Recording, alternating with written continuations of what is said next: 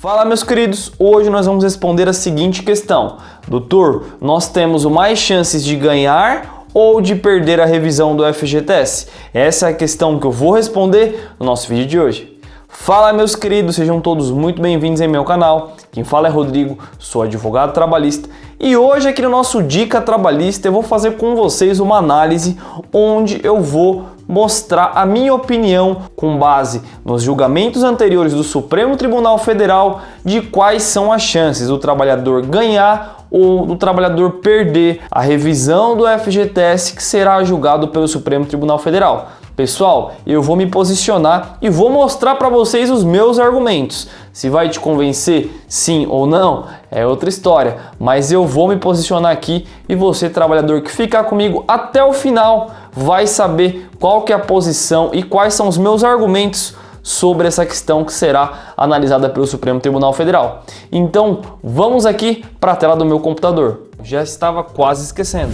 Deixe o seu like, se inscreva no nosso canal para você não perder nenhum conteúdo. Aqui tratamos sobre direitos trabalhistas e eu, Dr. Rodrigo, me comprometo a passar para você, trabalhador, o máximo de informação possível, te ensinar tudo sobre a legislação trabalhista.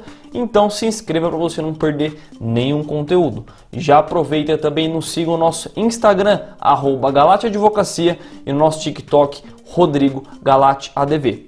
Pessoal, apenas para você que está chegando agora no nosso canal, já postamos mais de 7, 8 vídeos te ensinando a entrar com a sua revisão do seu FGTS sem advogado, sem pagar nada. Desde o começo, parte 1, parte 2, parte 3, parte 4, te ensinando desde o começo, separar a documentação, montar a petição inicial, montar a planilha, mandar o processo para o juiz. Isso para trabalhadores de todo o Brasil. Para ter acesso aos vídeos, só vir aqui na descrição que você vai conseguir ter acesso a todo esse conteúdo. Beleza, pessoal? Vamos aqui agora para a tela do meu computador e eu quero, para poder me posicionar, para mim poder falar para vocês qual que é a minha opinião sobre esse tema, eu vou trazer para vocês aqui, primeiramente, essa ação direta de constitucionalidade. Por que, doutor, que você vai trazer essa ação aqui para a gente? Calma que eu vou te explicar. Isso daqui foi uma ação declaratória de constitucionalidade movida pela Confederação Nacional do Sistema Financeiro, onde essa entidade sindical foi lá no Supremo Tribunal Federal, por meio desta ação, pedir que seja declarado constitucional os artigos 879, parágrafo 7º e 899, parágrafo 4º da Consolidação das Leis do Trabalho e também o artigo 39 caput e parágrafo 1º da Lei 8177. O que basicamente esses artigos de leis trazem? Trazem a taxa referencial como índice de correção dos débitos trabalhistas. Então lembra da taxa TR, que é o índice de correção do FGTS? Aqui, esta entidade sindical buscou lá no Supremo Tribunal Federal declarar a constitucionalidade, dizer que este artigo de lei ele tem que ser válido para o nosso ordenamento jurídico brasileiro. Então vamos só para você entender, vou pegar aqui principalmente esse artigo aqui, artigo 879, parágrafo 7º da CLT. Beleza, pessoal?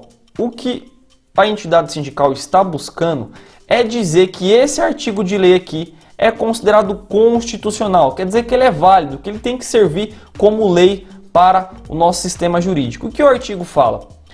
Artigo 879, parágrafo 7º, diz lá: a atualização dos créditos decorrente de condenação judicial será feita pela taxa referencial TR, divulgada pelo Banco Central do Brasil. Beleza. Então a entidade sindical busca no Supremo que esse artigo seja considerado válido. Mas por que, doutor? Esse artigo ele foi trazido na legislação pela Lei 13.467 de 2017, também conhecida como Reforma Trabalhista, e trouxe lá para a CLT que a TR vai servir aí como índice de correção dos débitos trabalhistas. Então é basicamente essa ação dessa entidade sindical e eles buscam, por meio desta ação, validar este artigo de lei. Aqui ao final você pode ver, ante o exposto, requer aqui a entidade sindical que seja reconhecida sua legitimidade e seja declarada constitucionalidade com efeito vinculante e eficácia erga omnes significa para todos, dos artigos. Ele vem trazendo aqui, todos esses artigos trazem a TR como índice de correção para verbas trabalhistas, para débitos trabalhistas. E ele pede que seja deferida uma cautelar, uma liminar, para que todos os juízes e tribunais suspendam o julgamento de processos que envolvem a aplicação da lei, objeto da presente ADC, em que o Conselho Superior da Justiça do Trabalho, o Tribunal Superior do Trabalho, se abstenha de alterar a tabela de atualização das dívidas trabalhistas, mantendo a aplicação da TR na forma dos artigos. E ele vem trazendo aqui os artigos até que se ultime o julgamento da presente ação. Então, apenas fazendo aqui um paralelo para você entender, aqui essa entidade sindical buscou na justiça que seja declarada constitucionalidade a validade dos artigos que tratam da TR como índice de correção. E basicamente a entidade, a confederação, pediu aqui que todos os processos que versem sobre a TR sejam suspensos até o julgamento pelo Supremo Tribunal Federal. É basicamente isso daí. Beleza, pessoal? Agora nós vamos para o julgamento do Supremo Tribunal Federal. Eu separei a decisão aqui, entretanto a decisão é muito complexa para você entender. Então vamos fazer com base na notícia, que a notícia eu peguei a notícia do Migalhas, que tá fácil de entender, vai estar fácil, tá palatável do trabalhador conseguir assimilar isso daqui. E aí vem.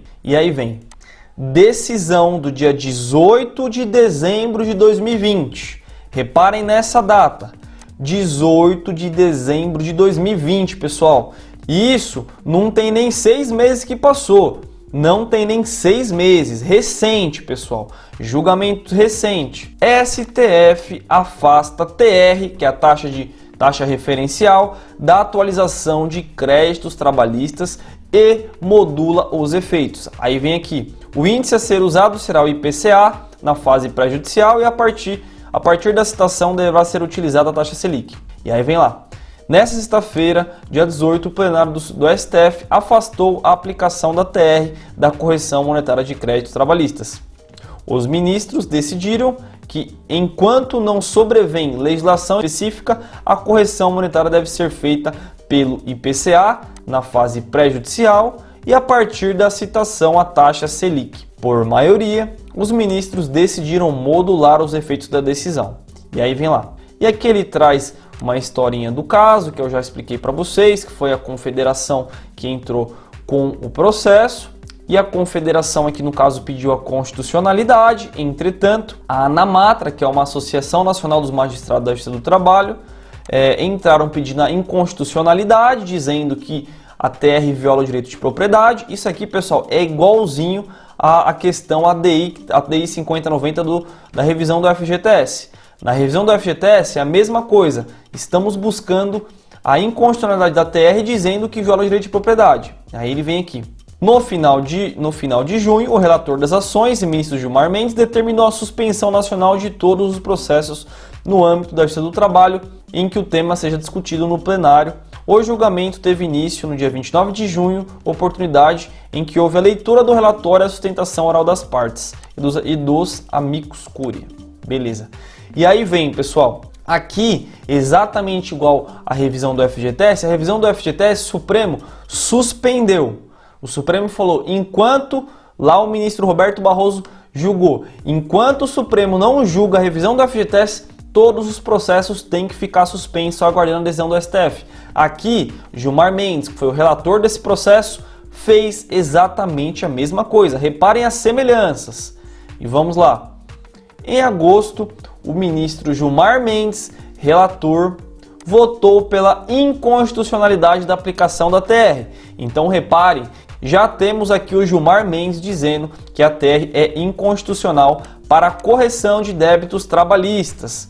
Aqui estamos tratando de débitos trabalhistas. O FGTS, em tese, é uma verba trabalhista. Dá para a gente fazer essa comparação. E aí ele segue. Para o ministro Gilmar Mendes, deve ser utilizado na Justiça do Trabalho o mesmo critério de juros e correção monetária aplicado nas condenações cíveis em geral. E aí vem lá. De acordo com o ministro, devem ser utilizados no Ministério do Trabalho os índices de correção monetária vigentes para as condenações cíveis em geral, o IPCA na fase pré-judicial e a partir da citação a taxa Selic.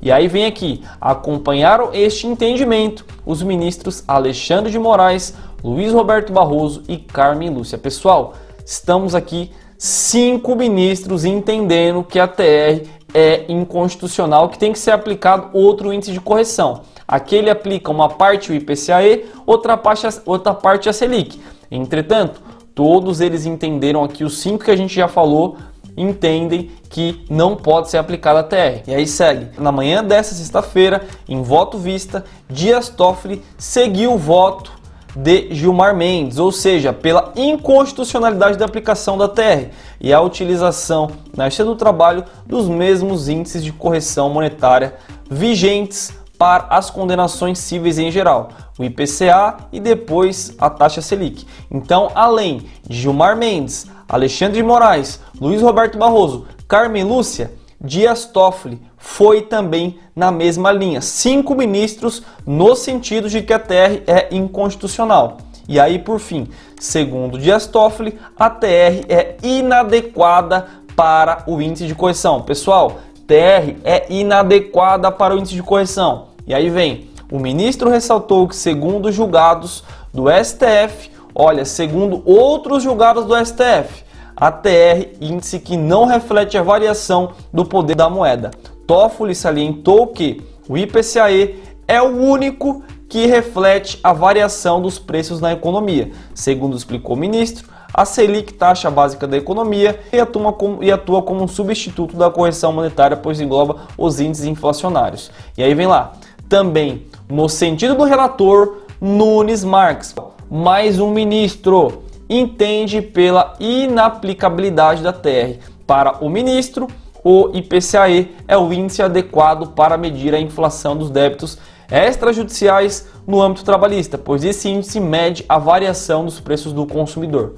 Pessoal, repare só, Dias Toffoli, Nunes Marques, Alexandre de Moraes, Luiz Roberto Barroso, Carmen Lúcia, Gilmar Mendes, 6. Já temos 6, pessoal, lá são 11. Aqui tem 6 ministros dizendo que a TR é inconstitucional. E aí vamos lá para o finalzinho. O ministro Edson Fachin acompanhou o relator no sentido de afastar o uso da TR para atualização de dívidas trabalhistas. Pessoal, Edson Fachin, 7 de 11, são 7 dizendo que a TR é inconstitucional. Preste atenção nisso daqui. No entanto, para o ministro, o índice deve ser utilizado o IPCA-E, assim como o TST decidiu em 2015. Segundo enfatizou, os cidadãos trabalhadores que procuraram a Justiça do Trabalho são as partes vencedoras e devem receber os valores que lhes são devidos do valor mais próximo real da moeda. O uso da TR como índice de correção, segundo Fachin, não corrobora com a justa remuneração do trabalho humano. Para o juízo, devem ser usados os critérios de correção monetária que expressem a recomposição diante da real desvalorização da moeda. IPCA e NPC são aqueles que refletem a inflação acumulada e devem ser adotados como índice de correção, disse. Acompanhar este entendimento a Rosa Weber, Ricardo Lewandowski e Marco Aurélio. Pessoal, reparem só, além dos 7 que eu falei, tem aqui a Rosa Weber, o Ricardo Lewandowski e o Marco Aurélio, todos eles no sentido de que a TR não pode ser considerado como índice de correção. Logo, lendo este julgado, que é agora de 2020, que é recente, onde todos os ministros foram no sentido de que a TR é inconstitucional, qual é a minha posição? Pessoal, se o Supremo Tribunal Federal for coerente com suas próprias decisões, não tem outro caminho senão reconhecer a TR como inconstitucional. E nesse sentido, deferir para todos os trabalhadores a correção do FGTS. Repare, apenas uma última coisa que eu gostaria de trazer para vocês, e aqui não tem na notícia, eu vou ter que trazer aqui para decisão do Supremo Tribunal Federal. Na decisão, ele traz aqui uma questão que eu quero dizer para vocês. Por fim, eles vêm trazendo aqui, por fim, por maioria, modulou os efeitos da decisão, ao entendimento de que E ele vai trazendo a modulação dos efeitos. Muita gente está com dúvida nisso.